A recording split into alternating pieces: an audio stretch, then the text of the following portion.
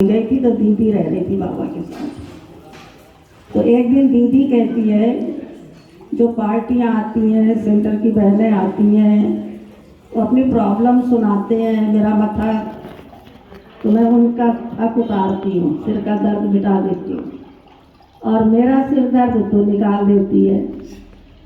और तेरे सिर में अगर दर्द हुआ तो मैं चुप रही। फिर दीदी कहती है कि तेरे सिर में दर्द कभी नहीं होगा। तो ईशु दादी ने ना बोला तो दीदी को किया।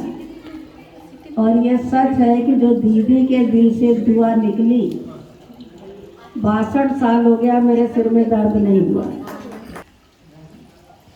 तो ईशु दादी ने ना बोला तो दीदी के पास गए। तो ऐसे ही मैंने देखा कि दादी की मेमोरी कितनी थी। उस समय हम लोगों को एक रूम मिलता था जो पार्टियां जाती थी, और एक रूम में करीब 15 लोग सोते थे। एक दीवार की तरफ से पट पे दरी बिछा के और दूसरी दीवार की तरफ दूसरे का सिर, दोनों का पैर आपस में, बीच में एक छोटी सी जगह चल के निकलने के लिए, और सिर के पास सबके लोहे की पेटियां होती थी, अटैची नहीं होती थी। वो दीवार के सहारे खड़ी करते थे, अपनी चादर लेके आते थे, अपनी तकिया, अपना गद्दा, अपना ओल्डा सब बंद करके रहते थे, उसमें लाते थे। अपनी बाल्टी भी ले आते थे रास्ते में। ब्रह्मा कुमारी की पहचान बाल्टी थी, क्योंकि मधुबन में बाल्टी नहीं मिलेगी। और जर्नल एक बाथरूम में बहुतों को स्नान करना, अपनी बाल्टी में खाना लाते थे और आके धो के साफ करके उसी में स्नान करो, उसी में कपड़ा भिगो, धुलाई करो, जो मर्जी करो। और जाते समय फिर बाल्टी को मांझ करके साफ करके उसी में फिर खाना भर के ले जाओ। तो ऐसे रास्ते में करते थे। लेकिन जो बहनें पर्स लाती, पैसे लाती, वो तो सुरक्षित रहे कैसे? संगठन में इतने बड़े खुले दरबार में सोना, तो उसमें ये नहीं था कि टीचर को अलग मिलेगा और माताओं को अलग मिलेगा। ये अभी का कि बड़ी बहनें अलग रहे, टीचर अलग रहे, वो सब अलग रहे, नहीं, एक ही कमरे में सबको समाना है। तो कैसे खुला रखें? ईशु दादी सबका बटुआ संभालती थी।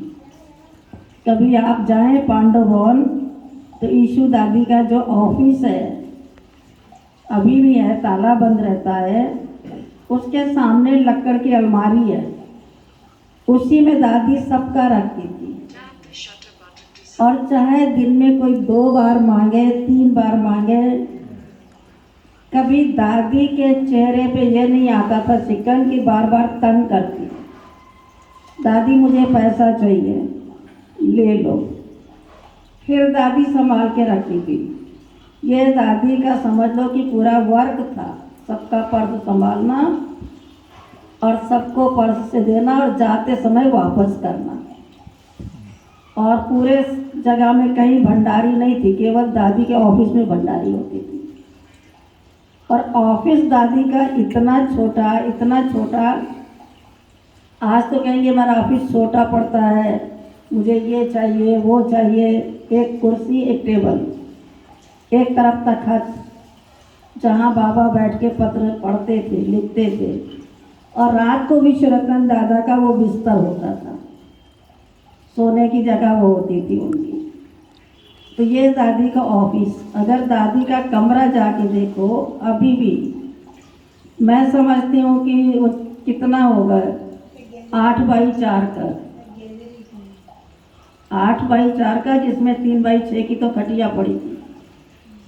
अगर निकलो तो दीवार से बचा के, टांग बचा के, छोटा सा दरवाजा, झुक के जाना और झुक के आना, पर वो देवी जी का मंदिर झुक के जाने का था। दादी उसमें रहती थी, परंतु बहुत खुश, छोटे से दरबाई कहेंगे एक तरह से, बाबा के कमरे के पीछे साइड के बाजू में। पर इतनी निरहंकारी दादी, इतनी निरहंकारी, कभी दादी के मन में यह संकल्प नहीं आया कि मैं छोटे से